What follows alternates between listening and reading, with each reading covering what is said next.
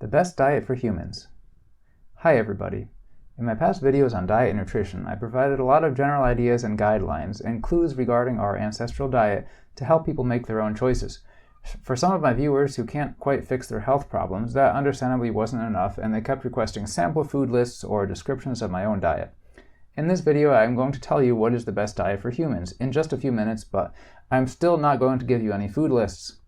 It's unrealistic to provide food lists when some of my viewers are into a more carnivore diet, some are following a vegan diet, and some are just eating the standard American diet. People will simply reject food lists when they disagree with them. So I'm more focused on getting to the bottom of these strongly held beliefs regarding diet. Then the food lists will make more sense. There is a large category of people who reject most nutrition or diet advice because their health is good enough, and they think as long as they eat farm fresh organic and drink raw milk and follow Weston A. Price Foundation guidelines, they will be fine. Or they think as long as they eat a whole food vegan diet and follow Dr. Michael Greger, they will be fine. In both the dietary schools, I've seen plenty of examples of people whose health was failing and they simply didn't acknowledge that it was because of their diet. Dogma is strong. If you are eating a diet that contains organic eggs, raw dairy, meat, organs, bone broth, and you're keeping processed foods and sugar to a minimum, you might be doing better than most people, but you are not eating our ancestral diet. That's not our ancestral diet, and you're probably creating some nutritional issues that will cause you problems, if they aren't already doing so. I saw people on this diet in the comments section under the videos of popular carnivore YouTuber Gattis talking about how they rub beef tallow on their face to help with acne. If you have acne, your liver is toxic, and rubbing grease on your face is only a cosmetic fix. If your diet is good, you won't have acne, and if you have acne, your diet is not good.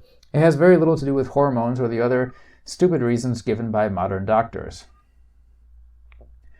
If you want to find out what causes acne, psoriasis, and other skin problems on a cellular level, read Grant Genereux's free ebook, Extinguishing the Fires of Hell. I'll give you a hint. It's mostly caused by a category of substance that is called a vitamin, but is not really a vitamin, and it is the favorite nutrient of philanthropist Bill Gates. The Rockefellers funded the early nutrition research that caused us to label this metabolite of plant toxins as a vitamin. Back then, they were looking for things that they could extract or synthesize to sell in large quantities to the food industry after lobbying the government to mandate its fortification in certain foods. This was a very lucrative business model, but also very evil. These things also had to make people sick so that it increased their reliance on the healthcare industry. Both carnivore dieters and vegans will get intensely triggered when you suggest that this thing isn't really a vitamin and is actually toxic to your health. Carnivore dieters will rant about how bad plant toxins are, yet they will specifically eat large amounts of the animal products that contain high concentrations of this plant toxin. Vegans will rant about how people don't need the nutrients that come from animal products, yet they will still get teary-eyed triggered when you say that this supposedly animal-sourced plant toxin is not an essential nutrient, and the early studies were faked using a zinc deficiency bait and switch. Both paleo dieters and vegans are such cooks when it comes to this one vitamin that Bill Gates spends billions of dollars trying to fortify the African food supply with. You need to let it go, guys. Just let it go. Anyways, if you're eating a raw vegan diet of fruits and greens with no cooked food or animal products, you also aren't eating our ancestral diet. Although I understand how a lot of top gurus in the raw vegan fruitarian movement wrote books with outright lies about our evolutionary history and our species-specific diet. Some fruitarians even admit that humans aren't naturally raw vegans, but that we must force ourselves to evolve that way over the next few generations. That it is a natural spiritual progression for the evolution of humans. I won't explain the problems with this, but to find out for yourself, you can research cyclical mass extinction events caused by geomagnetic excursions and the history of all other hominid species except for humans. It should then become quite obvious to you that bending evolution to our dietary desires and theories will not work out in our favor. And now, the moment you've all been waiting for. The best diet for humans is one that combines the ancient dietary laws of the book of Leviticus in the Bible with the modern nutritional recommendations of Dr. Garrett Smith, who calls himself the nutrition detective on these here YouTube parts. Now, why is religious hocus pocus relevant, you might ask? Well, the ancient Hebrews obviously had thousands of years to figure out what dietary practices made people get sick or go crazy, and which resulted in health. Leviticus was not based on superstition, but experience. Now, Dr. Smith has had less time than Moses, but a lot more data, and his work basically explains why many items are prohibited in the book of Leviticus. Some of you biblical scholars might be asking, weren't the dietary laws of Leviticus abrogated by the New Testament? While it may be convenient for you, if a lot of those harsh, old-fashioned Old Testament laws were just magically eliminated by Jesus, it turns out that the passages often cited to support the complete abrogation of the Leviticus dietary laws were mistranslated or interpreted in a hedonistic or Talmudic way. For more on this, you can check out William Finck's excellent article titled Pork is Not Food, which I have linked below the video. The book of Leviticus basically allows you to eat vegetables, fruit, pulses, grains, muscle meat from certain ruminant animals, poultry, and fish. You can consume dairy, but the amount of milk produced by cows and goats back then would have been much less than they produce nowadays. You are prohibited from eating shellfish, pork, or any other animals not specifically allowed, and you may not drink blood. You also may not consume liver, kidneys, or fat. Isn't it funny, guys, that the bulk of the carnivore superfood movement is about convincing people to eat as much animal fat, liver, and kidneys as they can? They can't just eat a grass-fed steak, they have to fry that grass-fed steak in butter, a process which creates unnecessary carcinogens and adds 200 calories of fat. This steak already has enough fat in it, you don't need to add more.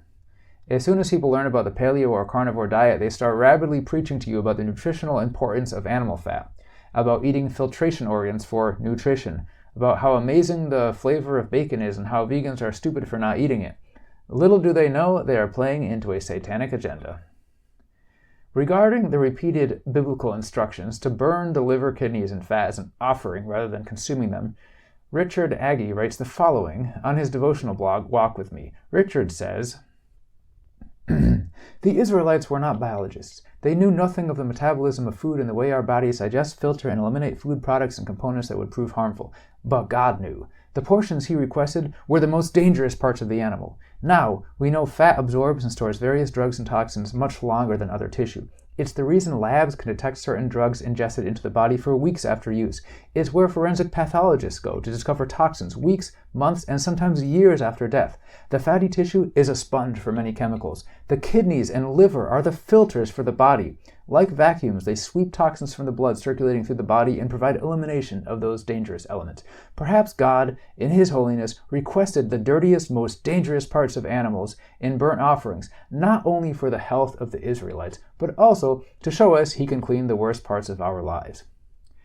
So in response to this, and in response to the over 4,000 studies that Garrett Smith has accumulated backing up these dietary principles, weak people following fat diet movements such as Pure Carnivore and Pure Raw Vegan will simply send me an article by Chris Masterjohn that childishly repeats over and over again the text, "The liver is not a filter," while at the same time literally explaining how the liver functions as a filter.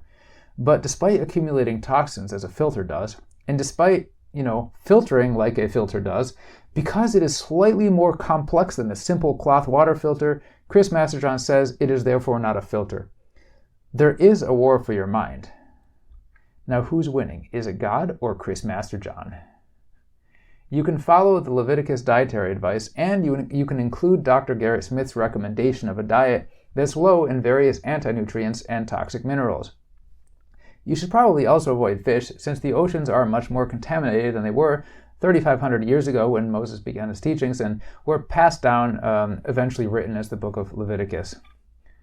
You can follow this synthesis of ancient and modern dietary guidelines whether you lean towards meat or vegan. You can apply these principles whether you're following a carnivore diet, low lectin diet, plant-based diet, low oxalates diet, gluten-free diet, or standard American diet.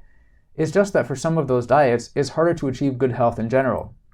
So while adopting those principles will help, they still might not get you to perfect health. Interestingly enough, applying those principles as far as you can gets you pretty close to the species-specific ancestral diet of humans, much closer than fad diets such as the pure carnivore or raw vegan diet will ever get you. Make sure you subscribe to my channel and stay tuned for my next video where I will mathematically calculate which modern diet is the most satanic diet and which is the holiest. My Telegram channel is @PeterJSiri, where I will occasionally post updates of the latest group land buys in the Ozarks region, other cool information, and lots of really offensive political posts. So if you're not into that kind of thing, then don't subscribe to my Telegram channel. Have a great day, folks. Click like and subscribe at the bottom, please.